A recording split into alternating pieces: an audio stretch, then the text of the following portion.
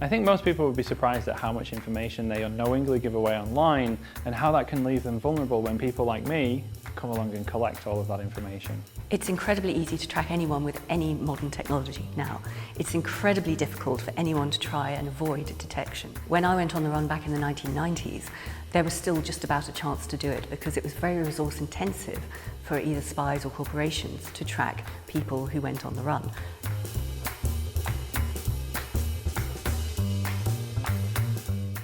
I'm Scott Helm. I'm a cybersecurity researcher and an ethical hacker.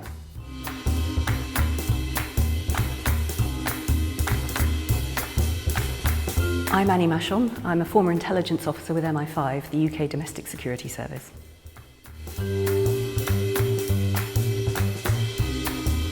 So I think many people would be very surprised about what we can find out about them online. I met someone recently where we demonstrated this, and with just their name and knowing the general area where they lived, we were able to narrow down their social media profile. We have things like the births, marriages and deaths register in the UK where we can look up your marriage certificate or your birth certificate. From there we can see parents and spouses, and we can start to spread out this net of information that we can gather about you from very simple resources. Social media over the last decade has become the spy's dream. Back in the 1990s, my job as an intelligence officer was to build up profiles and investigate targets. And that could take weeks, trying to get a shape of someone's life, their contacts, where they worked, their relationships, their views, their activities, their hobbies, everything. Now, of course, with social media, we just offer it all up for free, voluntarily. I think privacy has changed so dramatically in the last 10 years. If we go back 10 years, it would have been very difficult to gather information about someone, very analog, very offline. We may have to collect pieces of paper or documents, and now in the digital world, it's a click of a finger and a search on the internet, and we can have a lot of information about someone.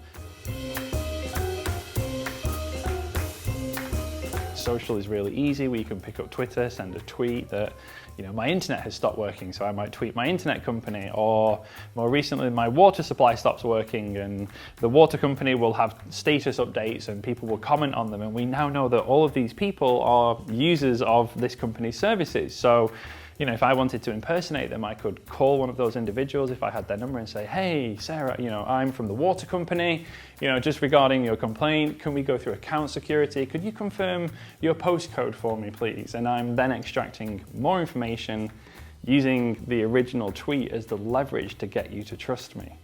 It's interesting to ask who might be spying on us. I mean, obviously, for someone who worked in the intelligence agencies, I think of espionage and spying and surveillance in a particular way, where you are given targets to investigate. First of all, yes, it might be the law enforcement intelligence agencies, depending on what you're getting up to. It could be political activism, as simple as that. Two, it will definitely be the big social media corporations because we are their product. And the question is then to realistically say, okay, what might be the threat to me personally? How can I best protect myself from those threats? You don't have to be on the run from the government or from MI5. You might just want a bit of privacy. Smartphones are little spy phones in your pocket. Turn off your smartphone. Ideally, leave it at home. Another really good thing for people to look at is the privacy settings on applications on their smartphones. So maybe you don't want an application to be able to look through your photographs. You can go into the settings on your phone and disable these things. So go into your device's settings, have a look through those and just think, this app doesn't need my microphone. So I'm just going to turn that off, make sure it can't listen to me.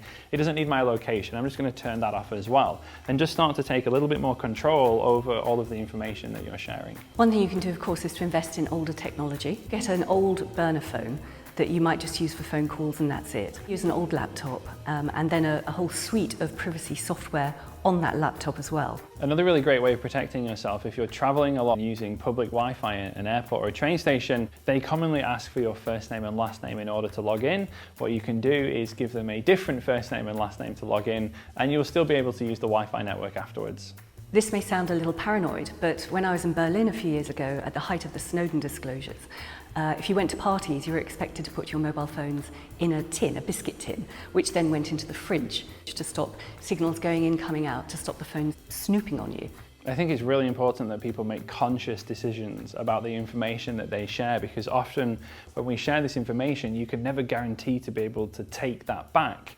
If I send a tweet to a company and I want to make a complaint about their service, I may be able to delete that tweet later, but everyone's already seen that and knows that I had that interaction. So making this conscious decision before I take those actions would help me prevent leaking that information later.